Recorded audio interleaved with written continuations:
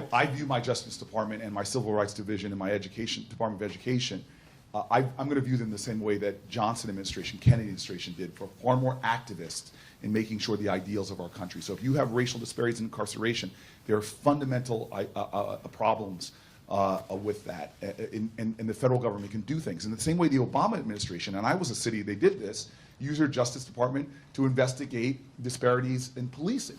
Newark, New Jersey, and I was black mayor of a black city, and we didn't know until the Justice Department came in, did data analyses that we frankly couldn't have even afforded to do, and showed us that we had massive disparities in the stops we were doing on black and brown people. And so in the same way the Obama administration was leaning into accountability in policing, rightfully so, and help cities like me do a much better job, we've got to start leaning in on disparities in incarceration, disparities within suspensions in education, disparities in the treatment of LGBTQ Americans, because there are many states that have savage inequalities based upon race, orientation, and even religion that have to be addressed. We'll go to the audience. Hello, Jersey in the house. All right, what's happening? I grew up in Milburn. This is my second favorite new state. New Jersey first, New Hampshire next.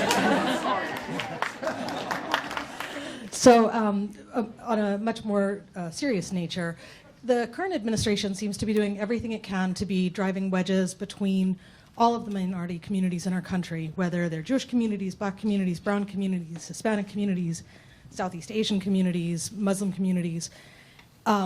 And as we're seeing, there's a huge increase in hate crimes across our country, including ones just last week, at a rabbi's home during the celebration of Hanukkah, which is a celebration, for those of you who don't know, about a time when oppressed people fought back and won. And so I guess I'm curious, what do you see as some of the strategies we can do to reunite ourselves? I guess there are lessons from the most recent Star Wars movie that people are afraid to speak up when they think they're on their own, but when they realize that when we pull together we can overcome, that's the most critical part. I'm going to run over and grab the mic. So first of all, anybody from Jersey who's quoting Star Wars, God bless you, as a sci-fi fanatic. So this is one of the things that's making fear, inject our society. We've become so much more of a fear-based culture because of a president, from his immigration policies, which is striking fear into immigrant communities, all the way to his failure to being able to even condemn Nazis. And we are seeing a rise in violence. Since 9/11, there have been more terrorist attacks driven by right-wing extremists, and the majority of those have been white supremacists. And so one thing that, first and foremost, if I'm President of the United States, I'm Commander-in-Chief, and Martin Luther King said, I can't legislate you to love me, but I can pass laws to stop you from lynching me. I can't pass laws to change your heart, but I can pass laws to restrain the heartless. We need to be doing a lot more to, number one, naming and acknowledging white supremacy, naming and acknowledging anti-Semitic violence, naming and acknowledging anti-Islamic violence, and then doing the things necessary to investigate it, to thwart it before it happens, and to better do the kind of things that we know, the kind of research that know, that can diffuse these things before they rise up into violent acts. And so that's number one. But number two is, it's the energy that you're putting out from the Oval Office. And this is a president right now that's using their platforms, as you said, to divide this nation against itself, to try to pit Americans against Americans.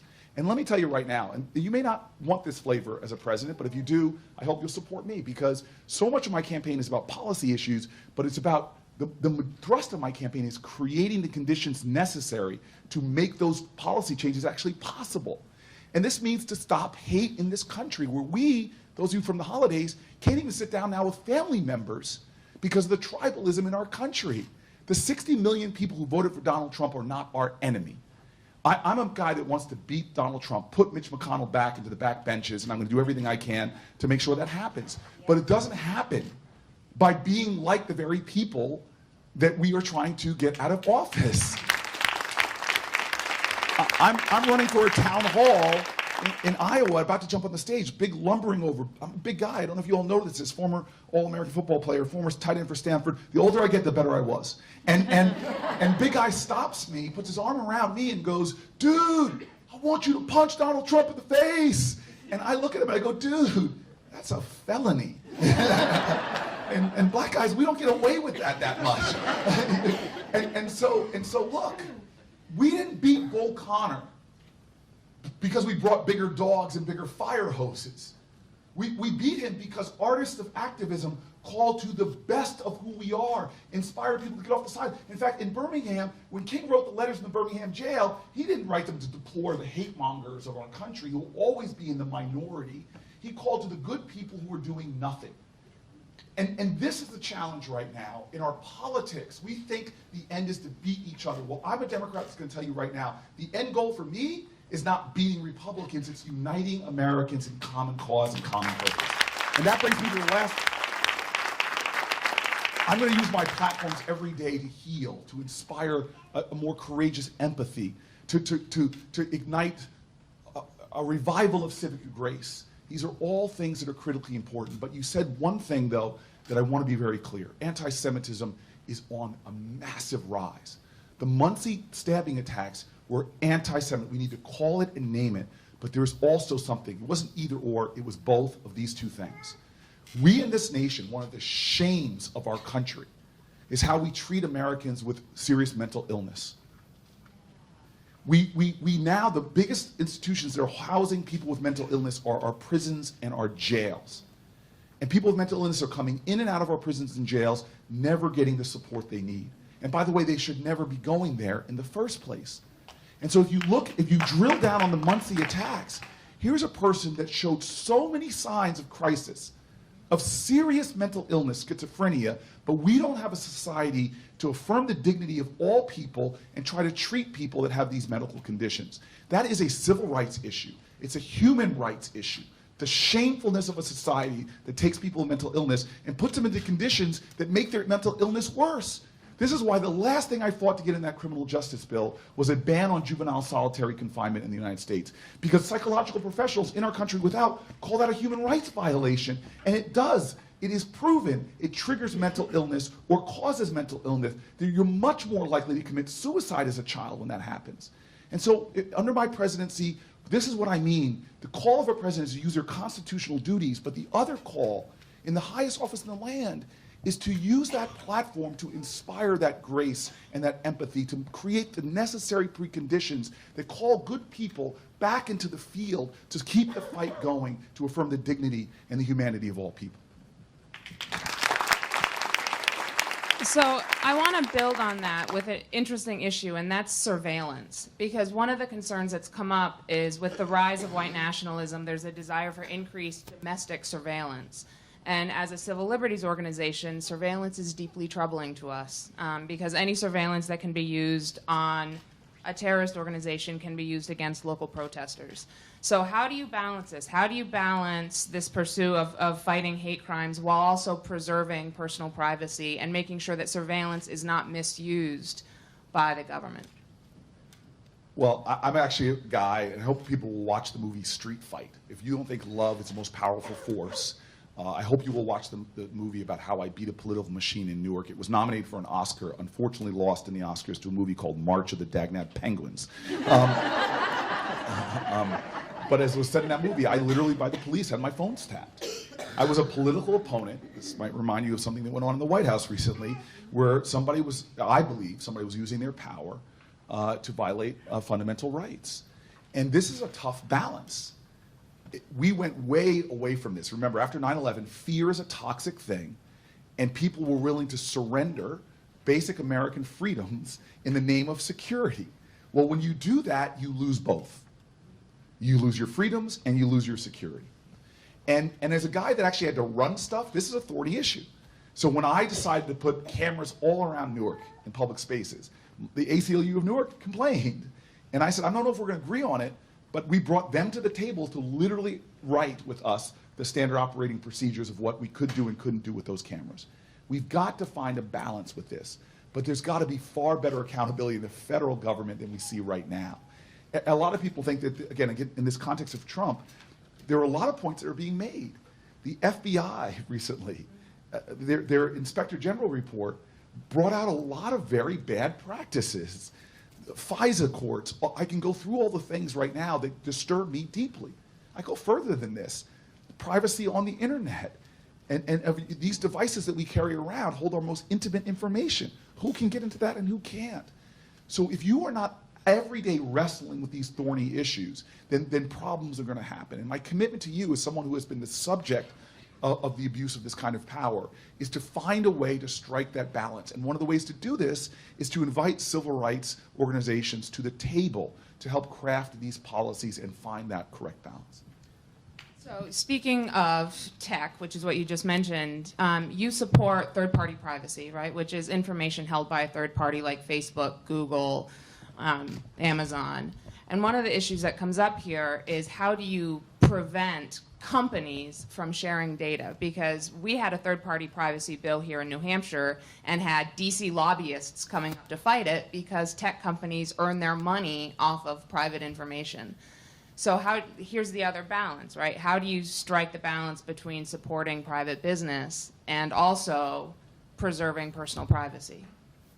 So we are way out of whack right now. Corporations are winning in ways that should just frankly outrage Americans.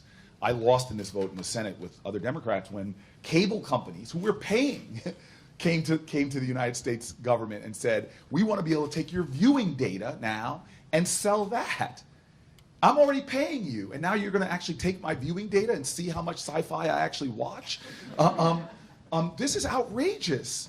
Corporate power in this country is corrupting our values and our individual rights. I don't know if we'll agree on this or not, but I think campaign finance laws in this country are violating our First Amendment rights, because when you say a corporation is a human and they can now pump ungodly amounts of money into our politics, I believe that suppresses my First Amendment rights as a guy who's not a billionaire. And so these are balances that we now have, but I'm one of these people calling for regulations of these tech platforms, which I believe are violating privacy, violating national security. We can go into that as well, and that we need to rebalance this to give individuals better control over your private data. Back to questions. And I just want to acknowledge, you had your hand up there first. I'm glad we got to you. Because I'm eager to talk about a hate crime that has been bothering me for many years. On 24 May 1979, the governor of New Hampshire signed a bill to raise the drinking age, and I suddenly found myself no longer old enough. They felt that I should be punished for crimes other people were doing, just the same as if you were going to go to jail for a crime committed by somebody else named Cory Booker.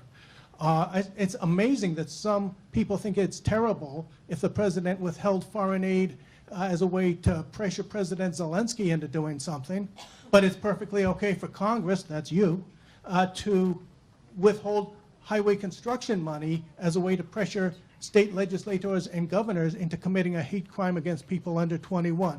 That it's terrible if the owner of a private catering company is free to refuse to serve at a same-sex so-called wedding, but it's perfectly okay to deploy gun-toting goons in bulletproof vests to intimidate the same caterer into refusing to serve alcoholic drinks to Mr. and Mrs. 20.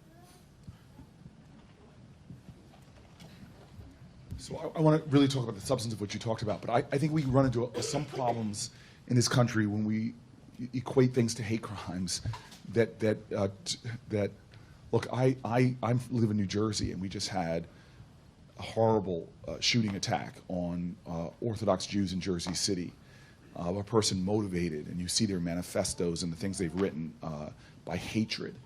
And we got to be very careful, because these are now legal distinctions. And I think when we start throwing around these terms, sometimes we dilute the sense of urgency and even the mechanisms with which to deal with actual hate crimes. So I just want to say that as stipulate that.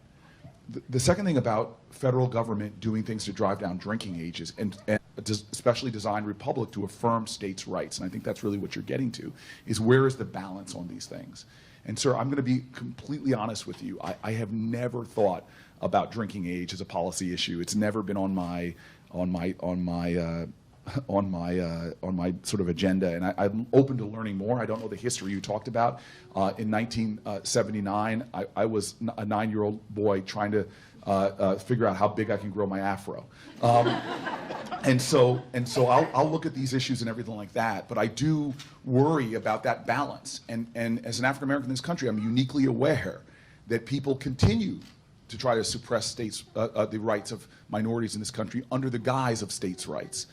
And we had that battle in the 60s where states were trying to do things. We have that battle right now on voting rights in this country, where all these states feel like it's their prerogative to write voting laws that are suppressing, as they said in North Carolina, the voting laws were narrowly tailored, federal judge said this, narrowly tailored to disenfranchise African American voters.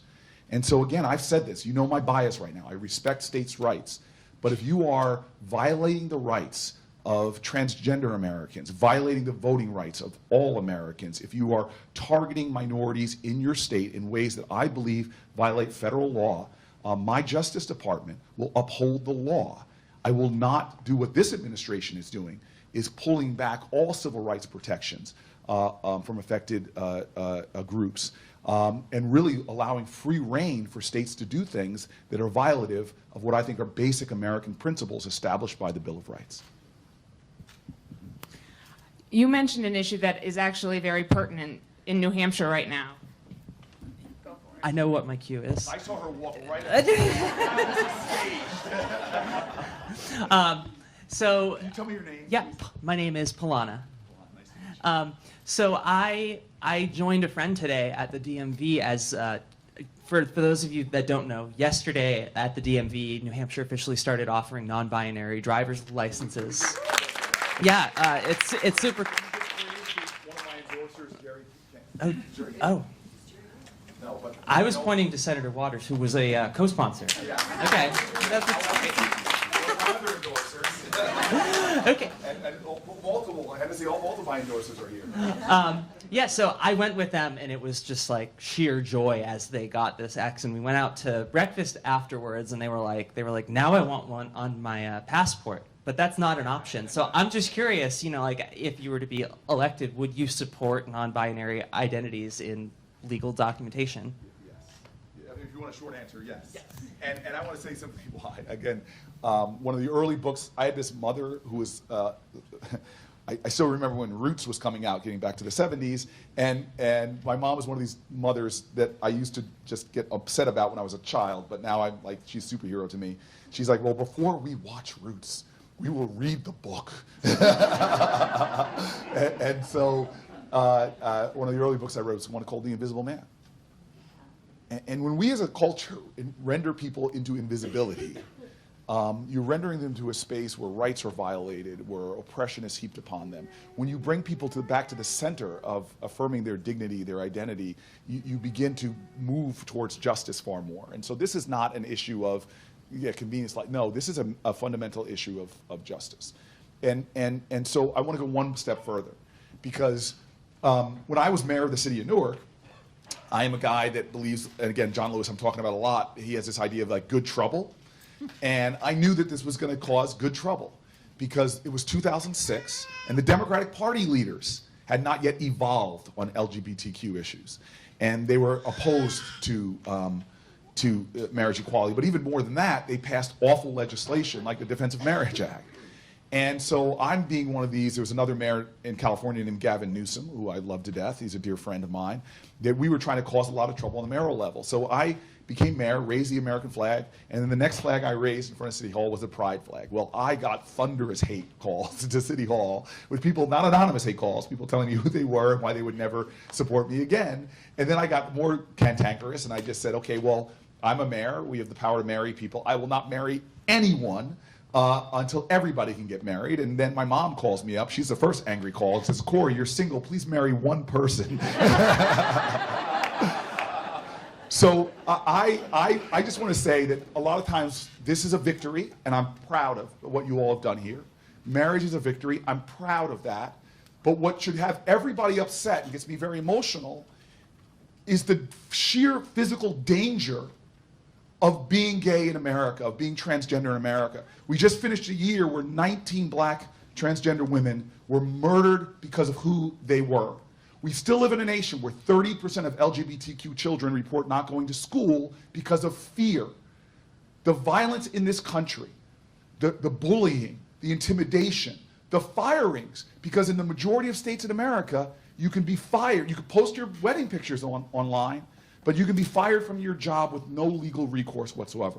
The reason why, like some of the folks over here, that I'm an original co-sponsor, led the legislation for the Equality Act, is just as a demonstration that we have so much further to go in order to become a country where the rights of LGBTQ Americans are the same as the rights of mine. And so I celebrate these victories, but I do not want to in any way get people to have any sense of understanding that we still don't live in a world where every single day people take their lives into their own hands by just walking down streets holding hands with somebody that they love. So that was an incredible legislative victory this year, and we're heading into a legislative session next week, and we're actually facing legislation that is targeting trans student athletes. And this is legislation that we've seen in other states that would essentially result in full body cavity searches of young students. It's abhorrent, and it's obviously not coming from within New Hampshire. This is coming from outside. So on that, you mentioned on day one, I will begin restoring justice to trans Americans. And I'm interested in how you combat this narrative where it's not just about legal issues, it's about building a culture that is inclusive. Because we've been here before, right? We're here with every time there's a minority that the culture picks on, we're back to the fight over whether they should participate equally in sports and schools and whatever it is. So how do you fight that? So look, again, so my job when I was mayor was not just to execute what the municipal charter, the rules they give me. The Constitution is wonderful things. I will abide by the Constitution, and I will do my job as a constitutional officer. You're president. But I knew as mayor that part of my job was expanding the moral imagination of the whole country, because the country looked down on urban places like my city. And my whole career is about this idea, because as a guy who's just a simple shadow of the greatness of a guy like John Lewis's brilliances, Ella Baker's brilliances, Susan B. Anthony, I can go through the great activists, Alice Paul, who was this name that everybody should know, the first protest in front of the White House was a suffrage protest of someone who knew how to get the national attention. Alice Paul was then arrested before Gandhi went on hunger strikes, had tubes stuck down her nest and forfeit. These are my heroes. And so if you give me like the people of New Jersey did, the honor of representing you as your chief executive, I have the other obligation to try to hold up to the standards of our previous ancestors who found ways to expand the moral imagination of this country and get more people on to fighting for the dignity and the honor of all people. And anybody who's running for president, I want to know what you've done to do that before. When I was mayor of the city of Newark, it got national attention. I said, you know what, I'm the mayor of this city. There was a disproportionate high number of people who were living on food stamps. And so I did this incredible odyssey of trying to live on food stamps. I am a horrible cook. I did not know I literally had, in my neighborhood, I've always lived in neighborhoods that are below the poverty line, having my neighbors come in and try to have mercy on me to teach me things like, why are you buying canned beans? Buy dry beans, they're cheaper. But literally, I found I lost so much weight because I was going to bed hungry most every night. But that testimony had me on national news talking about this absurdity in this country of the amount of money we give to children and families that are struggling. People in my neighborhood who work full-time jobs, catch extra shifts, and in my local bodega still need food stamps. When I was a city council person, how could people ignore the clear and present danger of people that live in communities where our children are dying every day? And so I went into a place called Garden Spire, set up a tent in one of the most dangerous areas, just miles away from some of our most wealthy suburbs, and declared to the media, I'm going on a hunger strike. I will not eat food until we pay attention to this challenge and do something about it. And so I know that as an executive, as a mayor, I was able to get the country to pay attention to invest in, to take part in the revolutionary changes we were able to make in Newark. But God, make me your president, and I understand my obligations to bring about the best of who we are. We are good people. We are loving people. But we have to understand, I say this about religion, and I'm one of these people that says, before you tell me about your religion, first show it to me in how you treat other people. But from my faith, there's this ideal that faith without works is dead. We have a civic gospel that we say in our pledges, liberty and justice for all. We're this strange, challenging nation that has one of the greatest national anthem. At the end of it, we say home of the brave, but our veterans, our bravest, comes home and they're disproportionately homeless.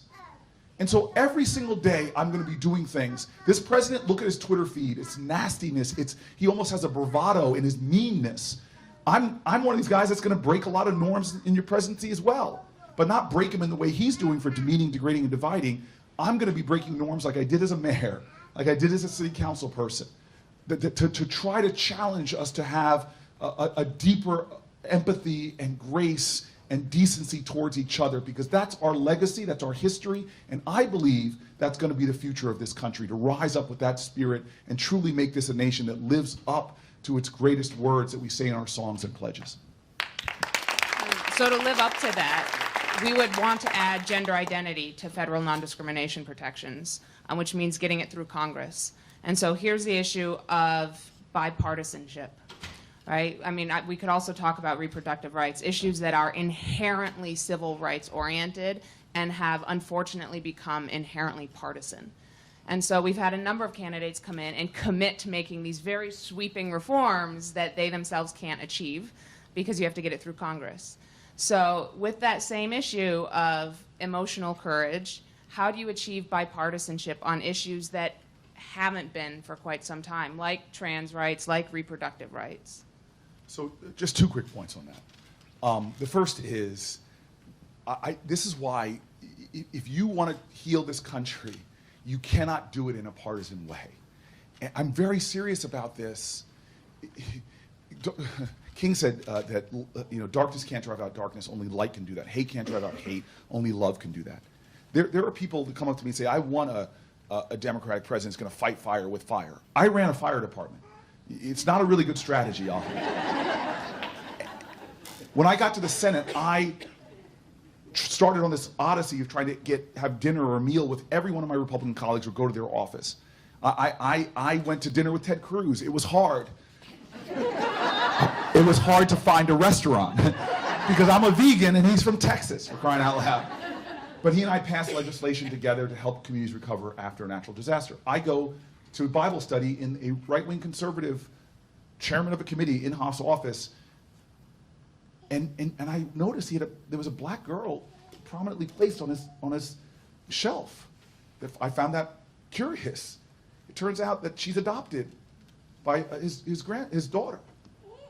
And if I have that right, it might be a son. But my point is, I went to him about this horrible challenges in our education department about not disaggregating data for homeless kids and foster children, which means we can't hold people accountable for outcomes. And he got on the bill, we passed it. Criminal justice reform, I had Newt Gingrich in my office, Grover Norquist in my office. I had the Koch brothers general counsel, Mark Holden, in my office. And if I didn't do that, we wouldn't have been able to build the coalitions that pass bills now to get people liberated. So let me be very blunt with you. When it comes to this party, you want me at the head of the ticket in the next election. Why? Because we've got to ignite the entire rainbow coalition of the Democratic Party. If black folks had turned out at the same levels in 2016 as they turned out in 2012, we'd be talking about President Hillary Clinton right now. In New Jersey, when I'm on the ballot, we saw this in 2013 when I had a special election. Chris Christie didn't want it on his election, moved it 3 weeks earlier on a Wednesday. African-American turnout spiked between 13 and 14%. When it was the next election, normal election, 3 weeks later on a normal election day in November, people up and down the ticket, but it dropped down between 9 and 10%. If you don't have an authentic connection to communities of color as a presidential candidate and can't ignite record turnouts, you want to talk about getting the Senate back? The pathway to get the Senate back goes through North Carolina. When Obama was running, we won that state, we had a Democratic senator. Georgia, 2 Senate seats up there. Arizona, South Carolina. These are all states where black and brown constituencies are essential to come out to vote. I believe I'm the best person to get us the majority we need in the Senate, to do everything that deals with civil liberties, which is not only pass good legislation, but dear God, person whose health I pray for every single day is Ruth Bader Ginsburg. If you want to make sure we have judges on the bench. But this gets me back to the point again, and I'm going to look for a fact checker here. There is one of the most annoying reporters of my life, a guy named Cruz sitting right there. And I'm going to say this, even though the guy and I have come to big headbutting, The media is not the enemy of the people. and in fact, they are righteous people, and he's held me accountable my entire political career, you son of a gun. And so he knows the wild and wacky things I did as a mayor of the city of Newark to get legislation, things passed that people told me we could not do. And so I become the mayor of the city of Newark in a recession. I become mayor of the city of Newark when people were literally leaving, flocking out of our city, not people, companies, businesses, unemployment rate spiking. I was running around the country trying to get help. Heads of foundations couldn't get to return my calls. Supermarkets come to my food deserts. I went out to a supermarket chain, and the big chain I went to, I'm not exaggerating, they laughed at me when I suggested coming to urban New Jersey, and they explained to me all the reasons why they wouldn't. And I was desperate to find change, and so the creativity of your next executive, the ability to reimagine things is so important. So as this guy, come up to him and fact check me afterwards, one night on the Tonight Show, the curtain opens up, the person hosting it then, Conan O'Brien, comes on the show, and he insults our city. Like they often do, late night talk show hosts, kicking communities, Detroit jokes, Chicago violence jokes. Well, this guy says, I hear Newark, New Jersey has a new healthcare program. I've done something to lower prescription drug costs for parts of my city. And he goes, well, I think the best healthcare program for Newark is a bus ticket out of town. And I'm like, I got you, man, I got you. I went to City Hall the next day and I filmed a video. Me, some funny things we said, but I got very fake mad, and I said, Conan O'Brien has insulted the city of Newark. And this is, I'm gonna make fun of the civil libertarians in the room, because I basically said, Conan O'Brien, you've insulted the city of Newark by the power vested in me by the people of the city of Newark. I hereby ban you from Newark Airport. You're on the no-fly list. Try JFK, buddy. And I put it up online, and the video, he gets millions of people watching the show, but the video goes so viral that I get an avalanche of calls to City Hall, including civil libertarians who did not know it was a joke and were getting on me about violating Conan O'Brien's civil rights, as if we don't have more important people to worry about. Literally, I'm not exaggerating, the TSA took a clarification out on their website that mayors in America don't have the power to ban people from their airports. It got such a big story, I'm now getting earned media for Newark that we were never getting before. Everybody who comes, satellite trucks in front of City Hall, I'm doing interviews bragging about the dignity of my city. It became so big that Conan O'Brien goes on his show, you can still pull up videos of this, and he shows my video, gets millions of earned media hits for my city, and then he goes, doesn't capitulate, doesn't give up, he bans me from Burbank Airport. Which for those of you who fly to LA area, not a big deal. LAX is better. It becomes one of the biggest stories of that week, this battle between me and Conan, because I go back and ban him from the entire state of New Jersey, of course. And then finally, this amazing hero, one of my great heroes of life, this person that did so much for human rights on the planet Earth, affirming women's rights or human rights, healing war-torn areas. She was the Secretary of State. Her name was Hillary Clinton. She filmed her own video saying, basically, in essence, just boiling it all down. It's a funny, long video, but basically, in essence, she just said, Cory, Conan, give peace a chance. And next thing you know, the Tonight Show curtain opens up, and a mayor of Newark walks onto the stage, is apologized to by Conan O'Brien. He writes about $100,000 worth of charities, contributions to our charities, but that's not the kicker of the story. The kicker of the story is now I'm more of a national name. I call up foundations and they return my call now. Those developers who weren't paying attention to Newark, some of them I got to visit my city and we got construction we never seen before. The supermarket chain that laughed at me, again, check with Cruz over there, I shopped there a few weeks ago. This is not a test of who has the best policy plans. I'm serious. Why? Because most of the people on that stage I work with on a daily basis in my day job, and they are brilliant, good people. Democrats attacking Democrats really annoys me because I know the character of most every person running for president, and they are great, righteous people who get up every single day and want to see good done. And by the way, if I'm president, like most of the others, they're going to take the best policy ideas from wherever they can get them and implement them. And I hope they steal from me if I'm not the guy. But this is what we need in our next president. This is a decision, don't make it just with your head. Make it with your heart and your gut. Who can best ignite the moral imagination of this country? Who can challenge us to deepen the quality of our mercy? Who can call us to the best of our ideals, where the best four-letter word can be dropped is not the ones we hear our president using, but is love. That's what my heroes who adorn my walls, that's what they stood for. They called this country out, and people responded. John Lewis, who is suffering today, his brilliance was not condemning people. One of the people that beat him, Bloody Sunday we know, one of the people that beat him years later came to his congressional office with his grandchild and begged, in tears, begged him for his forgiveness. And what did he do? Did he do the kind of bravado and angry retaliation that we see evidence at the highest offices in our land now? No. He wept with that man, hugged him, and forgave him, because all of us are people in development. All of us have made mistakes. May none of us ever be judged by the least of what we've done. This election is about heart and spirit and values, and who can best ignite them in our country.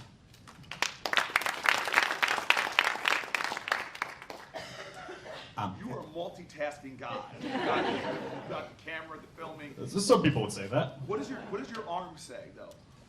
This one says, since we don't know the things in life that may come, it may be that one day I'll no longer be anyone. And That's one of those things that you got to think about a little while. well, it actually pertains to what I'm about to ask you. Okay, please. I'm very concerned about the Trump administration's war on journalism. And I'm really disturbed about what's happening to Julian Assange, who's being locked in solitary confinement and faces extradition to this country.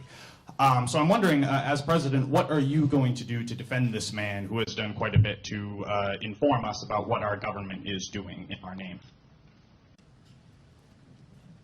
Well, this is one legal case I don't know as much as clearly you do. So I'm not going to comment on that because I just don't know all the facts in this case. I know if people have broken our laws, that they should be held accountable, and if he has broken our laws, there should be he should be afforded everything that people in my community, often or not, is fair trials, due process, and the like. And we have a country, as Brian Stevenson says, that treats you better if you're rich and guilty than if you're poor and innocent. So this individual, I'm going to make sure that we do justice by him. But I'm going to talk about the bigger question you had and my teasing of Cruz over there, which I hope you all tease as well. Look, the charge of fake news right now that we hear our president make, other countries literally are imprisoning people now. We have an attack on journalism, making journalists less safe.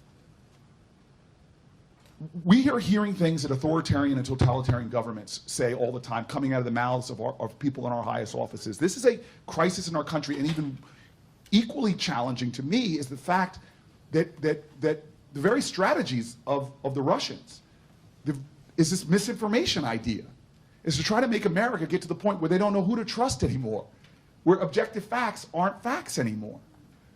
And by the way, we all have to take some responsibility. We're not to blame, but all of us take responsibility because, God, we are creating a system of fractured media where what gets rewarded, and I saw the Star-Ledger, my state's newspaper, now change where people are being compensated, if I have it correctly, and you can fact check me instantly on this, by how many click-throughs they get on their stories. 20% of your salary. 20% of your salaries based on click-throughs. So what behavior is that incentivizing in these new corporate media structures? And so we have a real challenge with news and information in our country that we need to take seriously now before it becomes even worse than it is. And I'm telling you right now, I worry because in the political context, what does that reward? If I were, when Donald Trump is speaking at the State of the Union address on, I think it's February 5th, if I were to yell out at him while he was talking, "You lie," I might have my best fundraising quarter as a presidential candidate. And I make that statement based upon a little bit of evidence, which is when Obama had that done to him, that guy went out and had one of his best fundraising quarters. And we reward that behavior. One of my friends is a great guy named Van Jones. He's an amazing guy. I've known him since law school. And he was on a show with Newt Gingrich called Crossfire. And the two of them got to know each other as friends. Brene Brown says it's hard to hate up close, so pull people in. Now, these guys were paid to sit together, but they're human beings, I should say, and they started talking and realizing they had so much in common. And so they decided that the last segment of their show was going to be called Ceasefire, and they were going to talk about the things they agree on. Well, guess what the producers did? They stopped it because they were saying ratings go down, and you want to hand off to the next show with high ratings. All of us have to take responsibility for what is happening to ideals of truth and information, because we are not as divided as our media wants us to be, sound like we're being. I'll tell you this because I know 90% of Americans believe on common sense gun safety, but we can't pass laws. Let me give you another one. Obamacare, you poll Republicans, significant amounts against it. You take Obama's name off of it and poll the individual policy pieces of Obamacare, people love it. We have become such a fractured society, tribalistic, where we're benefiting some people, often many politicians, who want us to be at war with ourselves. I don't buy into that. And so, sir, I'm going to do everything I can, of course, for due process. The media plays a very important role. But this is in a larger context within our society, where we have to start addressing the erosion of our institutions, the erosion of trusts, and the lurching we're doing towards sensationalism, towards half-truths, towards misinformation that is now polluting our public spheres and our most sacred spaces, which are that civic discourse that is essential for a thriving democracy. So we're going to try a couple quick questions. Speed round. Yes. All right. Real quick. First week in office, do you repeal the Muslim ban? Yes. Yes. If that's what quick answer is yes. And a lot of other things. Touching again on immigration is the issue of detainers, which we have here in New Hampshire, which is when ICE asks local law enforcement to hold somebody until they can get there.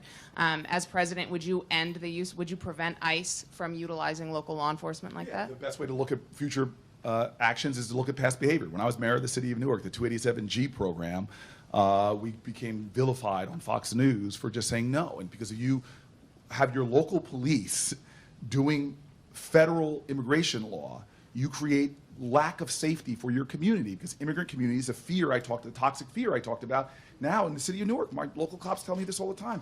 The immigrant communities they used to get cooperation from solving crimes, they don't want to talk to anybody within the police department because their fear of being deported. And so I'm a big I will make America so much safer around immigration issues in this president, because by him injecting fear into our society, it's making our communities less safe, it's violating our values, it's hurting our economy. This president's making us poorer, less safe, all the while violating core American values that will end under my presidency. Questions? Hi, I'm Doris, grew up in Paramus. And I'm very grateful for your candidacy. I'm hearing you speak from your heart. We here in New Hampshire have a really strong immigrant rights network. Here in Concord, a group of us went to Homestead many times. And right now we're trying to get all of the candidates to go to the border to see the effect of the MPP, Remain in Mexico ruling. And I'm wondering if you would consider doing that. So if you want to know my core values, there's a Bible verse about Matthew 25. When I was in prison, did you visit me? When I was poor or hungry, did you feed me? This is my life. And so I don't talk about issues unless I often put myself out there. And so I've been to the border multiple times. An organization a few months ago asked me to come down, go into Mexico, and help to escort women who were survivors of sexual violence and trauma who had been denied asylum to maybe if they walked with a United States senator. And I went in and took the women together and walked across the bridge. Before that, I went into Mexico, but I didn't want any attention. I went late at night, around midnight. We got out of the car. We walked over the bridge. As soon as we got over the bridge, a great Mexican official jumps out and says, "Demasiado peligroso. Necesitas regresar. You need to go back. It's too dangerous." Again, I don't know if you all noticed, I'm a big guy, former tight end. No, I'm joking. But I turn around and go back, and then I want to see what the experience is of someone trying to cross the border. And they didn't wait till I got in the United States. They had people stationed on the bridge to stop me right there before I can even step into America. Remember, it is the law of our land that you should be able to present yourself for asylum. And he starts asking me for papers, and I'm complying with his commands, but I'm also asking him a lot of questions. He seems to be a little frustrated by my questions, and finally he goes, "Well, who are you?" And that's when I sometimes still have a problem when my testosterone kicks in, and I look at him indignantly, and I said, "My name is Cory Booker. I'm a United States Senator." And he suddenly goes, "Well, you need to talk to the public relations people." And so I happen to have on my phone the head of the Customs and Border Protection, who had represented things to me that I was seeing were not true. Because what I was seeing in that moment was that people, moms with young children, at night were being sent back into a town that this 6'3" black guy from Jersey was told it was too safe, that was not safe enough for me to walk into. But yet these vulnerable citizens who are escaping trauma and challenges are being sent back into communities where now I know from my visits to Mexico where they're preyed upon. And so I will continue to go. I've gone to immigration detention centers to help a woman in Missouri who was not getting, she's a pregnant woman, but we felt was not getting the kind of treatment and medical examinations that they need. I've gone to these private prisons that are immigrant detention facilities down around in Texas to check in on the conditions of them. I've been in my own state, which has had a lot of controversy, as Cruz will tell you. This is something that all of us Americans have to understand, that these things are being done in our name. And we are doing things that are violating people's human rights. And we're doing things that are turning our back, that make me think about horrific chapters from our past, like the St. Louis. If you don't know the St. Louis, please look it up. It was a ship coming from Nazi Europe. It came to our shores, seeking asylum, and our country turned it around. And many of those people in the ship died in the Holocaust. And we said, and we say it a lot, never again. Well, one of my best moments as a human being, one of my best moments as an American was when the Muslim ban happened. I heard that we got a federal court order because I heard that the people who were being detained weren't given right to counsel, people from other countries. And so, I jumped in a car, drove with my team up there, got a copy of the federal court order, and I was charging in to talk to the Customs and Border Patrol with it's basically Article 1 branch of government teaming up with Article 3 branch of government to hold Article 2 accountable. But then I walk in and I get stopped in my tracks because the whole concourse is full of hundreds and hundreds of Americans. I define hope as the active conviction that despair will never have the last word. Well, they weren't going to let the last word of our country be anything as despairing as a violation of people's rights and being discriminated based on their religion. But what got me was every time a Muslim family would emerge, these are not American citizens, people would erupt in cheers, like Abraham welcoming strangers in the desert. I saw Orthodox Jews, kippahs and tzitzis hanging out, dancing and singing as Muslim families came into this country. It was amazing. I go back to the Senate floor, and a guy named Joe Donnelly, who was then Senator of Indiana, he and I had latter conversations. He tells me, the same thing happened to me. I raced out to Indianapolis Airport, and as people came out of the gate, we were hugging them and cheering, hundreds of people, except for Cory. There were no international flights. we were just hugging people from Detroit.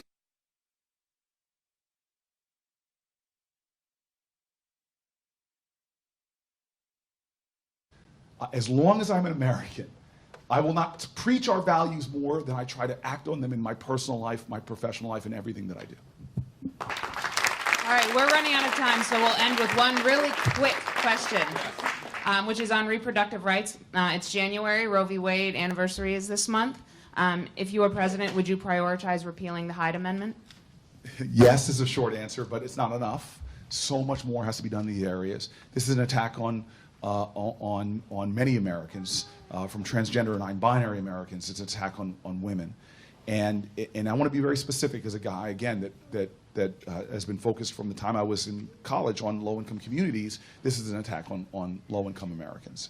And so it's just not enough. And I can go through my whole platform, but the one thing I want you to know is other presidents with serious national crises have elevated issues to the White House and created offices on combating HIV and AIDS. I'm going to create an Office of Reproductive Freedom in the White House to make sure we coordinate between multiple agencies to make sure we protect the sacrosanct ability of a human being to control their own body, have access to reproductive care. All of these things, I think, are fundamental rights for Americans, and I will do everything I can as your president to defend them.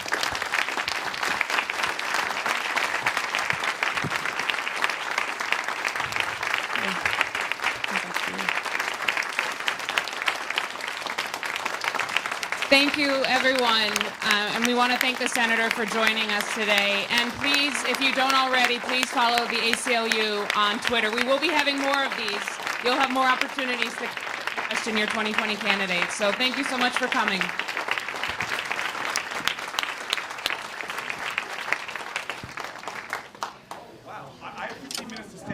my staff just told me to try to take any selfies that folks want, so I'd be happy to do it. If you have a chance, please find some way to make fun of Cruz over there.